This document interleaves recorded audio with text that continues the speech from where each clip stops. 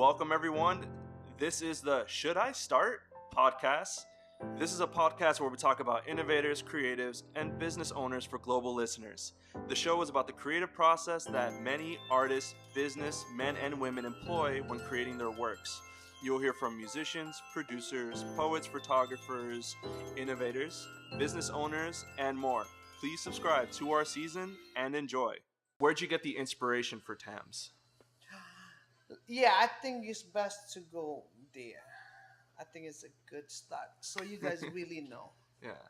I think I'm always in the creative side. And then I live in New Zealand, Australia, back to Indonesia, travel, kids, whatever bullshit. But I remember I get into airbrushing, drawing, whatever. So I did airbrushing for cars and shit like that Whoa. in Indonesia to make some money. And then What was your first car that you airbrushed? VW Beetle, the classic one. I put some shit on the back of the hood. I forgot which drawing it is, but I remember that. And then during that time, I also write on a piece of paper saying, I want to be the greatest designer ever. Just like a manifesto without thinking it as a manifesto. So from then on, I left the country, came here, and that has been the key motivation throughout, right? Go to college, which is the Art Institute of Fort Lauderdale. During that time, gotta still make money, whatever, eat. So I did airbrushing on a t-shirt. You had an idea in your head Yeah. and it aligned with your heart. Correct. This is the first thing, right? It comes from the heart. I put it down on paper and I act on it. I told my mom I'm out. I said, where you going? I'm going to America.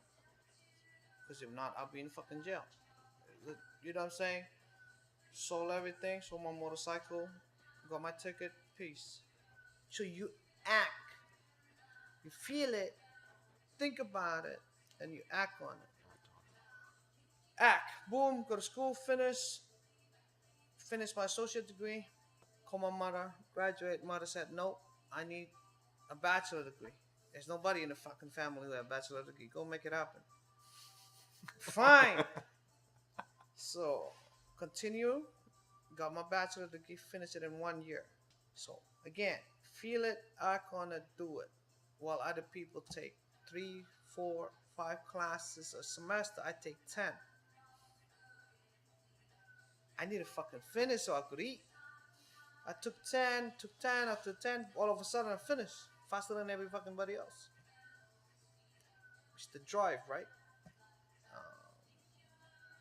That's an incredible drive. You Yeah. doubled down Yeah. on the time that you needed to take. Yeah. Because you didn't want nothing to stop you from.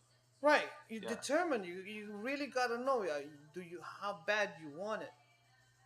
So finish that super fast, super quick, and then call one place. You hiring? Say yeah. His name's John Gabino, and he asked me if I'm good. I told him I'm the best. That's the first question. Second question, when can you start? I said yesterday, and then I was hired. Doesn't even look at my credit, doesn't look at my resume, doesn't look at shit, which is amazing. I think that also influenced me somehow, right? In the later on. Worked there for 7.5 years. I got my green card finally. The day that I got my green card, I came downstairs to HR, told them I'm out. I'm done. I served my time. I learned a lot, right, within the corporate world. And during that time, in the later year, I'm already freelancing, already doing shit behind the scene, on top of. So I go to work at 8:30, wake up at 8, go to work at 8:30, to be at work at 8:30, finish at 5:30, be home at 6, eat until 7, 7:30 until 3:30, 4 o'clock is my other shit, which is learning, exploring, just continue my craft. Then went to HR, said, I'm done. I'm established. I want to make my own company. I want to start my own. And they asked me, why? You have amazing time here. You are great. You're making money. And I told her, the lady, she's super awesome. And I said, I need to jump. I need to figure this out. The heart was calling. Start my own shit. I'm just gonna jump. Well, what happened to if it doesn't work, at least I learn how to swim. So that's another jump. And then from there, 2002, I think that's when TAMZ born. So that's the backstory how TAMZ happened. Wow. And that's the backstory. And so many more other little details, but that's the generic wider picture. Wow. Yeah. That's incredible. Right. It's just some of the things from your story aligned with things that I went through. It's like, even though you like it here, my heart, I know that there's something more that's begging me for its attention. It's important that it's not, I'm going to set up a company. I spent 7 years learning about the business before I set up a company. You get what I'm saying? It's not like, yo, let's make a company. Dude, I spent 7 years being in the creative industry as an art director and then a creative director. I understand every fucking shit. Learn it. And then I am ready. So basically, I'm being cooked. Do I like it? Yeah, sometimes I like it, sometimes I don't. But I know that I'm being cooked. I'm gonna get out of the fucking oven. Right? When the oven sound bing, here's your green card. I go downstairs, I'm ready. That's my moment, right? I write it down, I left Indonesia. I got a green card. I write it down, I left Indonesia. Go to school, finish the school, get a job. Done. Get a job, got a green card, done. That's the milestone. So that's that. Okay, so whenever you have a thought or an idea, do you write it down now, or is it second nature, you just act upon it? Act upon it. Everything is all action. Yeah, but from the ideas that you had, though, I had the idea, I wrote it down. It's important to at least build the willpower through that action. Correct. I have an idea, write it down, burn it or something, so it's engraved, and then act upon it. And so it's like second instinct that this is what I need, or this is how I feel, and this drives me. I'm going to go and gravitate towards it. Yeah. Through execution. Correct. Oh. You got to have goals. You got to have goals and short goals and fucking kill it from there to there. Life is a marathon, but the only way to finish, you got to sprint. And there's always checkpoints. How many other like-minded creatives work with you in TAMZ? That's an up and down, too. It started as me. Remember? Yeah. 2002 was this me. Started as me. Right, exactly, right? 2002 started as me. Just a reflection. Just Correct. a reflection. Yeah, it's just like, I love it. You're doing 4 people's jobs right now. Right? Yeah. Exactly. So it started as me. And then lead one job, lead to another job, lead to another job, another client. I say, okay, I need help. Go back to the school. Give me somebody to the teacher that I trust. They sent somebody, and he's been with me, Fab, been with me, 13 years? So he's the longest. He's been 13, 14 years. Fab. He came in with a mohawk and a motorcycle. Reminded you of you? to an interview. Same concept. I did not look at the resume. I didn't look at shit. I saw the hunger. So I said, fuck it, let's dance.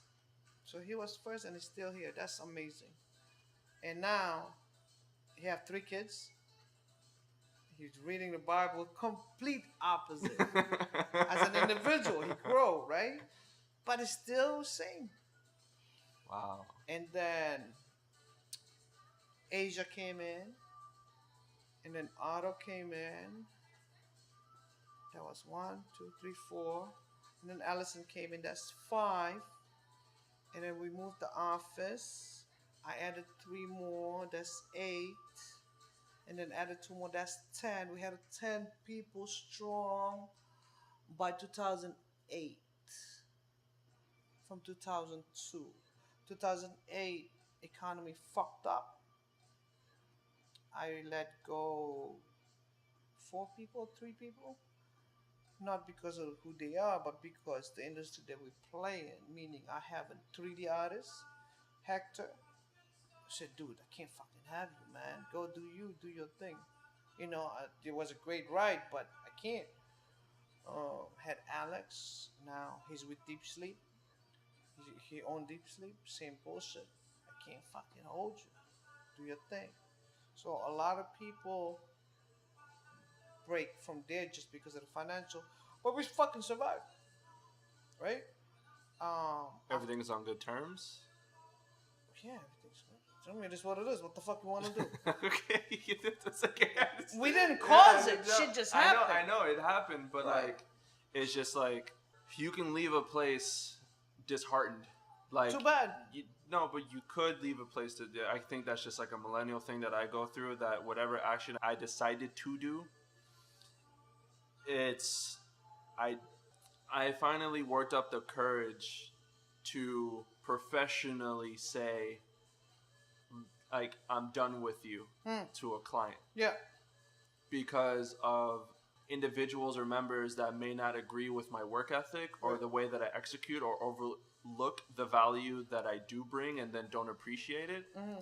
I learned from there first of all, there's a way to say it. Yes. Second of all, it's okay to do it. But the grind and the work that had to be established beforehand now has led me to opportunities where I do projects like these. Yeah. Where it's like, all right, I don't care how much money you give me towards a project. If my heart's not in it to a certain degree, you're disrespecting me, you're unappreciating me, it's not worth the money. Yeah. I agree. I totally agree. I mean, I don't know. But that's what the work. I get. To me, it's business. In the end, also, it's business, right? Yeah. Shit happened with the fucking financial whatever. Yeah. I got to do what I got to do. Yeah. That's number one. But I never come across, or hopefully, I don't want to. But if I'm a dick, I'm a fucking dick for a reason. But doesn't mean that it's a disrespectful thing. It is what it is. I don't sugarcoat shit, right? Dude, you gotta go. Get the fuck out. I can't fucking pay you. You cannot get any realer than that. The fact that you are doing it is Yeah. just admiring the person's character and the respect. Like, you Right. don't deserve lies. Right. Like, you don't deserve, I'm saying this because I respect you. Right. Because now you can strategize within your head and come up with a way Right. to do whatever it is that you have to do to make shit happen. Yeah. Because you don't want to deny anybody their opportunity to be the best that they could be. Right. So I don't want to lie to someone and then they psychologically feel hindered because I did these actions, and they feel like, because people like to blame other people instead of like taking responsibility and accountability for themselves. Right. I've been guilty of that tons of times. Yeah. That's human nature. Yeah. I'm learning that when you do business, though, understanding business, because I'm still understanding and dissecting business as a creative, it's like, it's business. Yeah.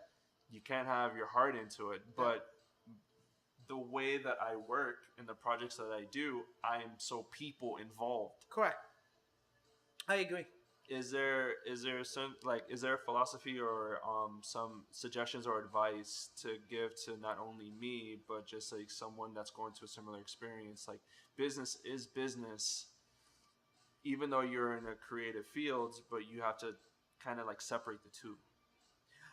Because we are in the creative field, I think your business is you, right? So people gotta feel you no matter what. If they like you, they like you. They don't like you, they don't fucking like you. I think seeking approval is too much. That I don't want to fucking do this anymore. I'd rather be that straight up than a drag. You know, to me that's very important because you are your business. You can't separate, right? I need that concept of life work balance. Fuck that. If it's your business, which is this, or my business, which is that, is there's no such thing. You adapt, you adjust, you change, or whatever. In the end, it has you as the pilot have to know where the fuck you're going at all time. And if you need to make switch 180, 280, whatever you gotta do it. And I don't think you are to blame. And just gotta know that whatever you're doing is not from a personal side, especially when you start including different people. I'm doing it because I'm the fucking pilot, and we go left, we go left. You want to go right, go fuck off. Peace. I see you on the other side. But this is my ship. This is my business. This is yours. Then this is your business. So whoever's in that boat gotta adapt to you and your vision. And then if it doesn't, peace out. Same really happened to me with Asia. Asia was a great designer. And I see his passion is in writing and in poetry.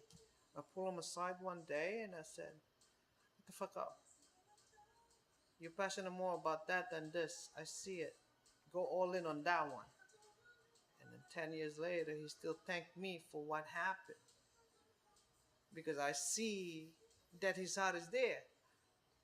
Fuck you, fuck off, all blessing, you know?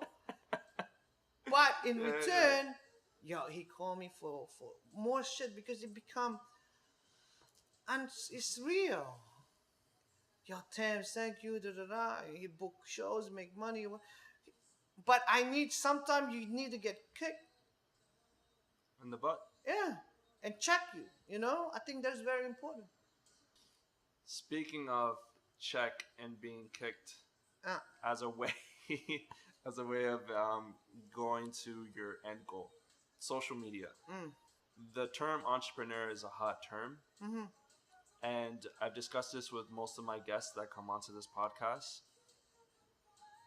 How do you feel of people calling themselves entrepreneurs with today's digital age of Instagram, Facebook, Pinterest, Twitter, whatever the platform may be, presenting themselves in such a way that's like the best thing that I can come up with. Presenting themselves in such a way where it's just like visually, but the work ethic. You 7 years in a corporate environment, creative corporate environment. Right. I worked at a college institution. Right. I feel as though that I could do more, and I did more, but it was strange because I had a wonderful boss, and she taught me empathy. Mm-hmm. And it's like, you taught me empathy, but I don't want to leave you like this. But I feel like the corporate environment will find substitutes for me that would adequately do the job. Yes. The fact that sometimes, as much as you care for someone, you got to let them go. Yeah. You are a real entrepreneur. Never call me that. Okay. Myself Visionary, that, but whatever, right? Yeah. Do people call you an entrepreneur? I have no fucking idea. You know what you call you, and that's what that's right. That's the important. Is right. Like you know yourself. Yeah, I think that's very important because entrepreneur. I hear that shit a lot, right? So you are self-funded, self-driven, self-charged, and whatever. Okay, great. Show me the result of it. You know, either you build something, you develop something, you create something. But entrepreneurship, I think, you gotta show me the fucking money too. If you really want to go to that dictionary level, the way I see it, is making money from doing you. You are the business if you are an entrepreneur. Are you making money? Then that's the validation. Okay. That's dictionary term. That's my term. I don't fucking read dictionary. Right. You know what I'm saying? I think that is my definition of entrepreneur. Everybody could call it, but are you making money? So let's just say I'm a photographer, I'm an entrepreneur, but are you making money with that photography? Meaning that you don't have any other job but that, and that sustain you. Then you will call yourself an entrepreneur. Because it sustains you. Right. It's not that I'm a photographer, but I'm doing law office in On the the daytime. side, yeah. Then you're not really an entrepreneur. So therefore, people that present it, if they're not backing it up Right. with making the investments or making like, oh, I have an iPhone and Right. I'm saving photos or something of like all the volunteer labor I used to do back then to present now. If they're not making financial like advances, Right. then it doesn't really count. That's like making a jar, painting the outside of that jar with like to make it look like water. Right. But when you open the jar, there's no water. Right. Correct. Correct. It's just a facetious presentation. Correct. That's feeding people's vanity and ego. Yeah. That's entrepreneur to me. That's entrepreneurship. Okay. You gotta make money doing you. It's true.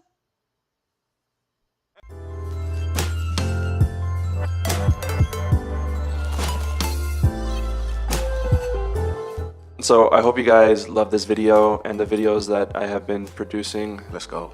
I love the people, I love the guests. If there's any feedback that you would like to give me, please let me know in the comments below. Yes. If you can please subscribe. If there's any way that I can improve on it, let me know. I would be glad to hear it. And I also want to know what's on your mind. This is an ongoing conversation. Let's go. I want to, understand you guys more. I want to provide more value, more content for you. Yeah. So if there's anything that I can do, just please let me know. I'll gladly help out to the best of my abilities to provide you this content. You're crushing it, bro. Let's go.